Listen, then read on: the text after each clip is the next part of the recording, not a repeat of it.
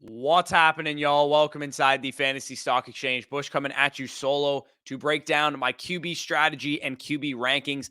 Our consensus here at FSE. Typically, me and Danny do these videos together, but we're going to split up the quarterback and tight ends into solo videos so that we can get these out to you guys a little bit faster. As we're going to talk about in today's video, I'm going to break down my top 12 quarterback rankings, and I'm also going to break down my strategy at the quarterback position. So let's not waste any more time. If you guys enjoy at any point, like, comment, subscribe. Let's hit the intro.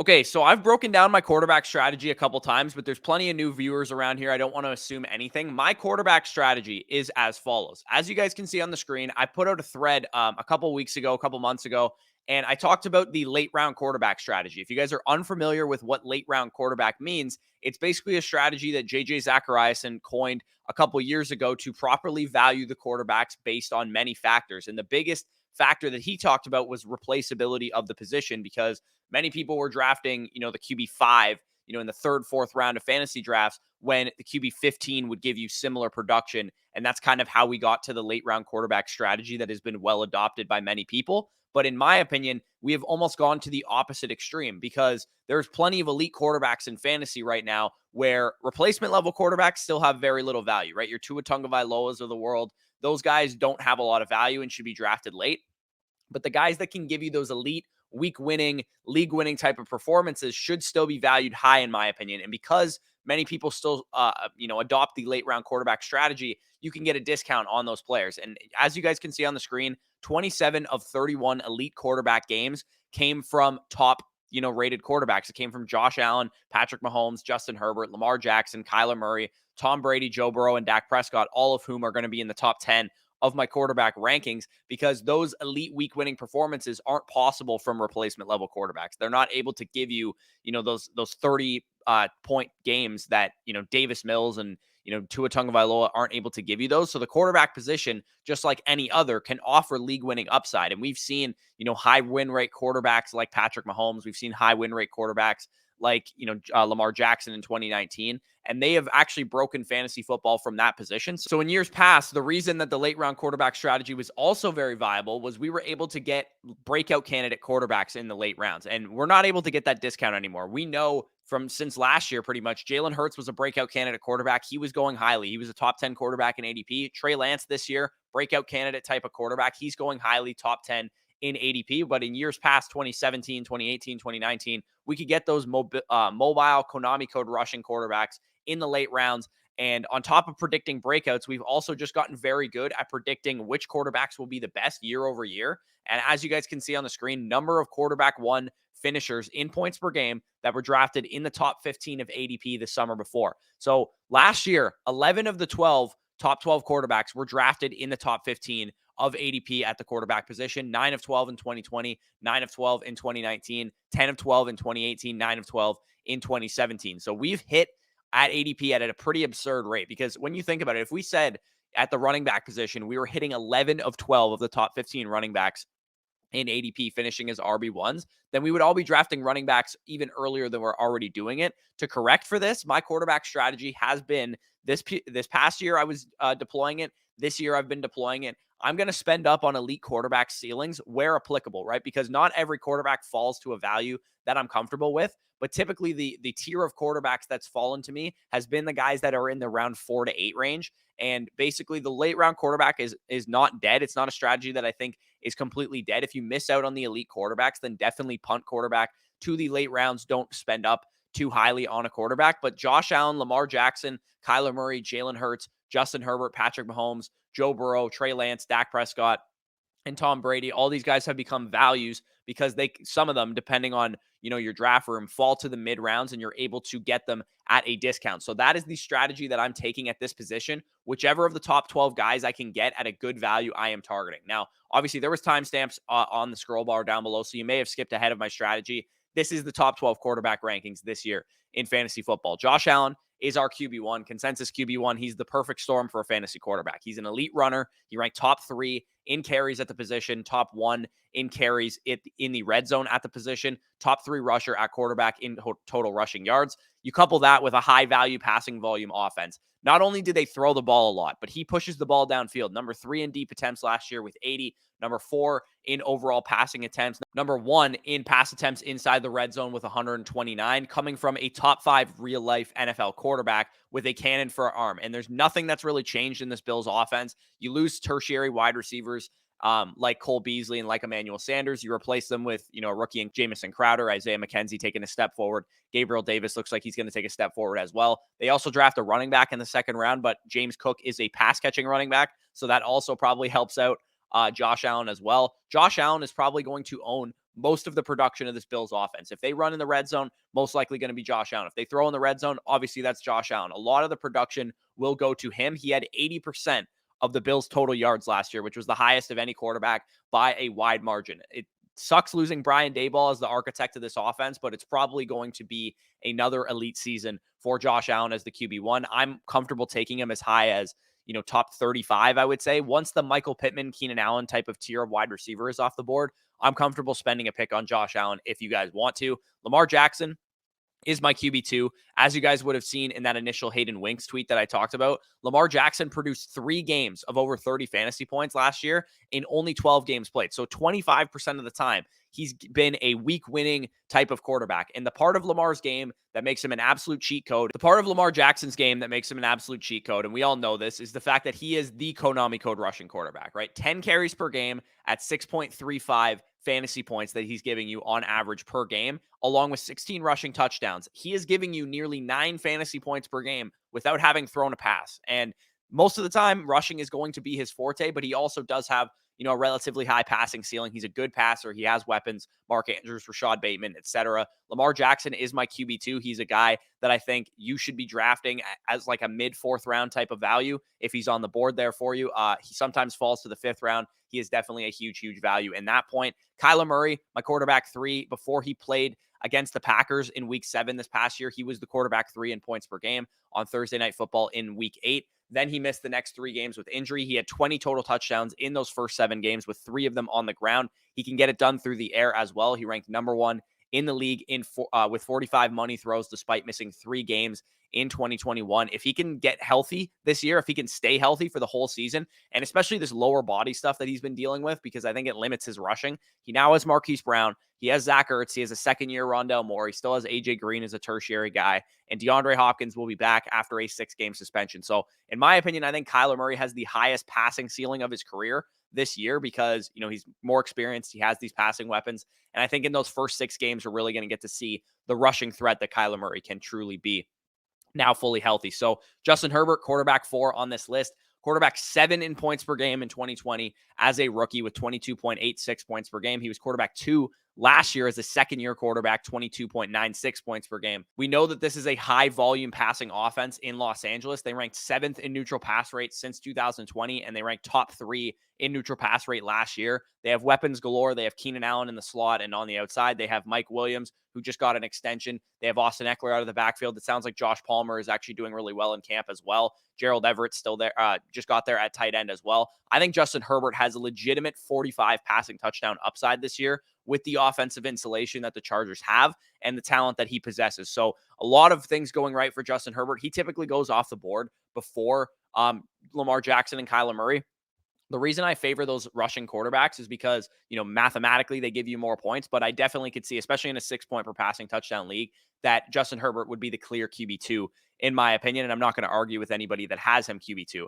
Jalen Hurts, QB5, second most productive rusher at the position outside of Lamar Jackson, really. I think that's what it comes down to with him.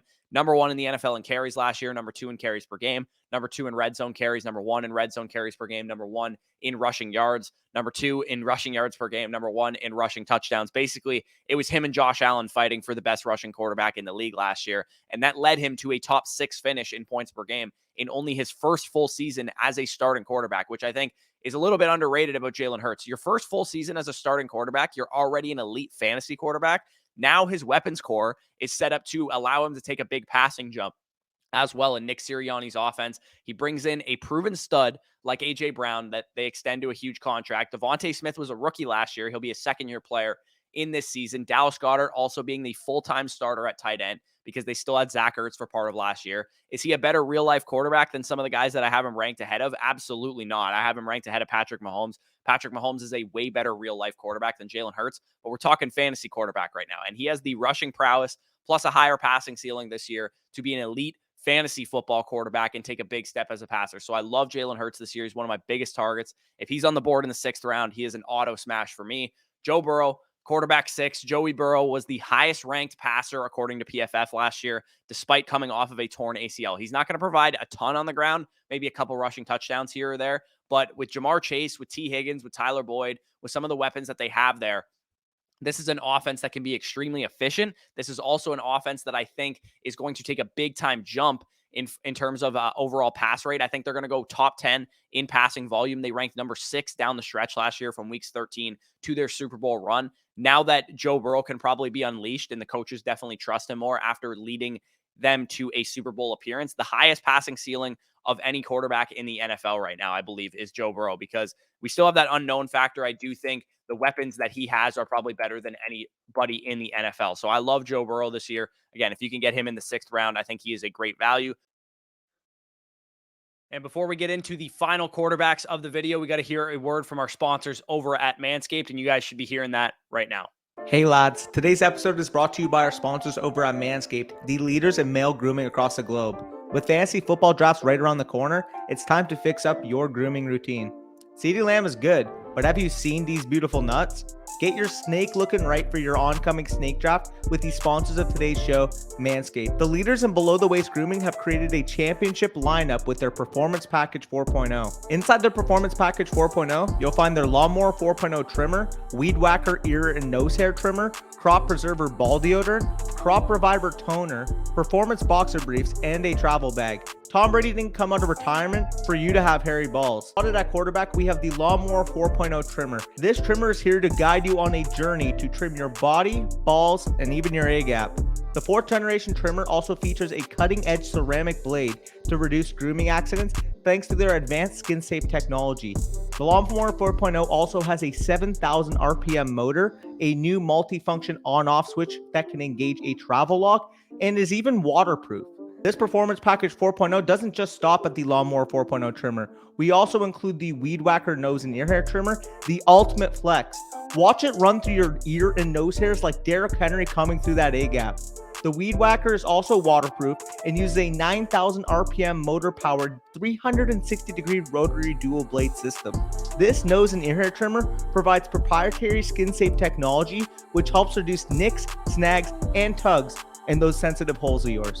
Don't forget to use the Crop Preserver ball deodorant and their Crop Reviver ball toner to help your little bench warmers be on their A game while feeling the sun's heat.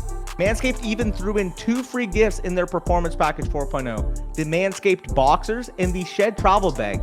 Who's the commissioner now?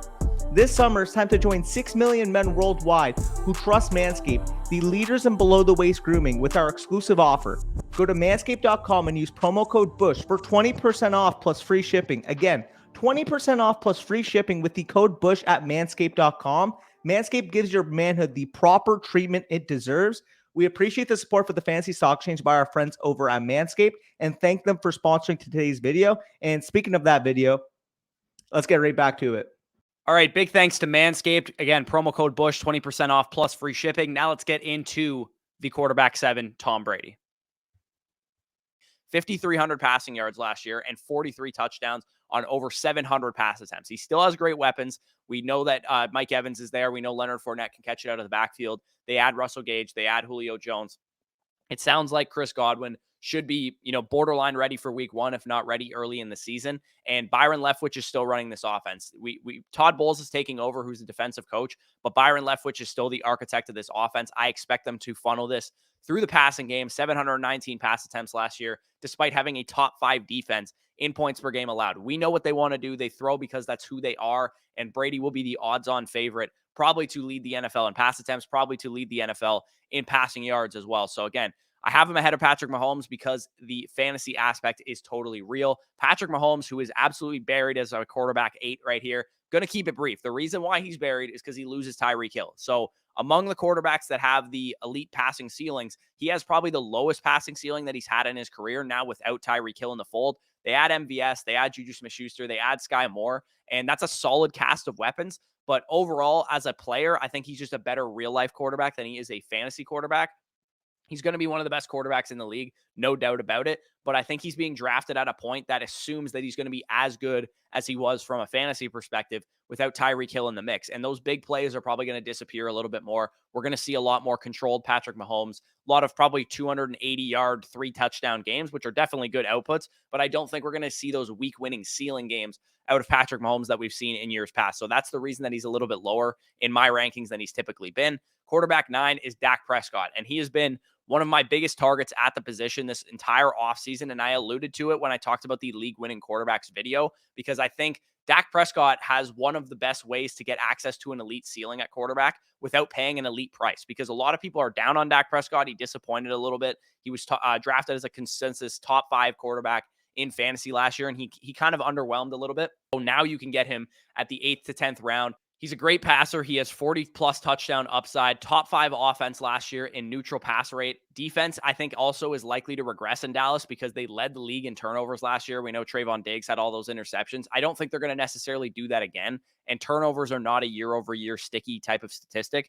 And also, the underrated thing with Dak Prescott is that he provided virtually nothing on the ground last year. He was coming off of an ankle injury, posted his lowest per-game totals as a running quarterback, only 3 carries per game, only 9 rushing yards per game, and he only scored like 1 touchdown on the entire season. He's now 2 years removed from that ankle injury, and he could definitely return to his, Konami code appeal that he had in years past. I don't think he's going to be necessarily some huge running threat, but could he give you 20 rushing yards and, 0.25 touchdowns per game as a guy that, scores 6 touchdowns on the season? I think that makes a big difference to his bottom line, a guy that could be a lot better this year than he was last year. Speaking of rushing quarterbacks, in Trey Lance, that he is going, exactly where he should be going. If you guys think I have him ranked way too high, I got to tell you, in his limited action as a rookie, we saw what the game plan was with Trey Lance. In the 3 games that he played, the majority of the starting reps, he scored 20 points per game in fantasy in 2 of those games and 15 in the other contest. And the reason is because he averaged over 10 carries per game. The Shanahan system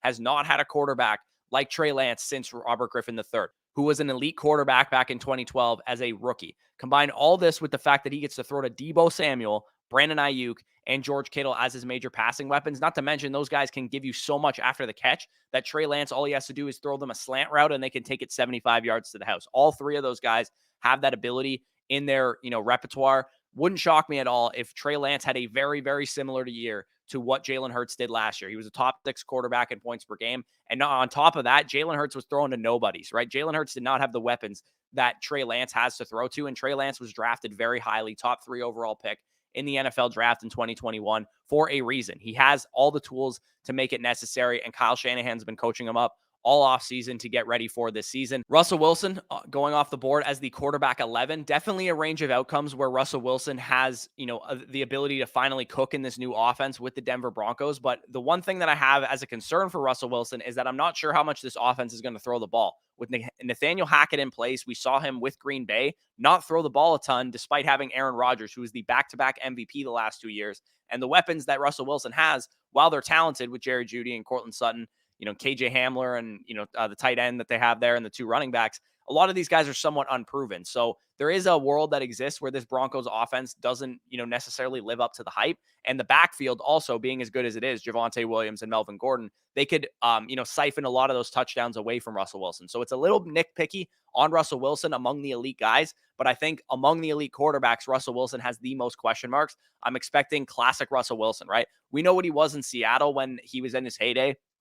He was a low volume passer, but he was very efficient on his throws, which causes him to be somewhat inconsistent for fantasy. And he ends the year quarterback 7 to 10. I think that's exactly what's going to happen with Russell Wilson this year, which is why I'm taking all those quarterbacks ahead of him. And Matthew Stafford, who I would be taking ahead of Russell Wilson if it wasn't for the injury, he's another easy case to make. As long as he's healthy, top 5 last year in pretty much every major passing category. He has Cooper Kupp to throw to. He has Allen Robinson to throw to, Van Jefferson and, Tyler Higbee to throw to. Second year in Sean McVay's system, which I think is underrated because he had a lot of games last year where he absolutely melted down through a ton of interceptions and wasn't very efficient. If he can correct those games and just be as good as he was in the other games, then I think we're going to get a lot better Matthew Stafford this year. I think having another year in McVay's system can help iron out those kinks. Like I said, the only concern I have with Matthew Stafford is the elbow injury that's kept him out for some of training camp, some of the preseason as well. And they've already kind of alluded to the fact that it could cause him to wear down during the year, which is not something I want to hear about a fantasy quarterback. So that's why he is my QB 12.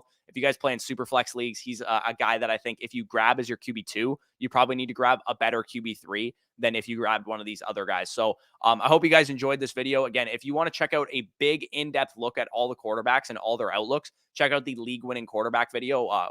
Who is the next league-winning quarterback is the name of the video. I'll link it down below in the description. If you guys enjoyed this video, like I said, like the video, comment any of your thoughts down below, subscribe to the channel if you are new. Later today, I'm going to be bringing you guys a new video titled The Ceiling and Floor of all the top running backs. So that'll be an interesting exercise to break down which running backs have high ceilings, which ones have high floors, etc. So make sure you guys check that out. If you guys want the rest of our rankings, quarterbacks, running backs, wide receivers, tight ends, if you have a draft coming this weekend, Labor Day weekend, I know is a big time draft weekend for a lot of people, and you want a draft ready cheat sheet that you can just print off our rankings, go into your draft, check off the players as they go. You can check out our Patreon, patreon.com/fantasy stock exchange. You get our redraft rankings manifesto over there. Or if you want to get it for just $10 deposit on Underdog Fantasy, which then you can win money with, you'll also get 100% back on whatever you put in. So if you put in $10, you have $20 on the site to play with. You can get some fast drafts in, get some practice for your home leagues, and you'll also get our redraft rankings manifesto, our dynasty rankings manifesto, totally for free. So check that out in the pinned comment. Promo code FSE at sign up and first deposit on Underdog Fantasy will get you all that stuff. So with that being said, peace out, and we'll talk to you soon.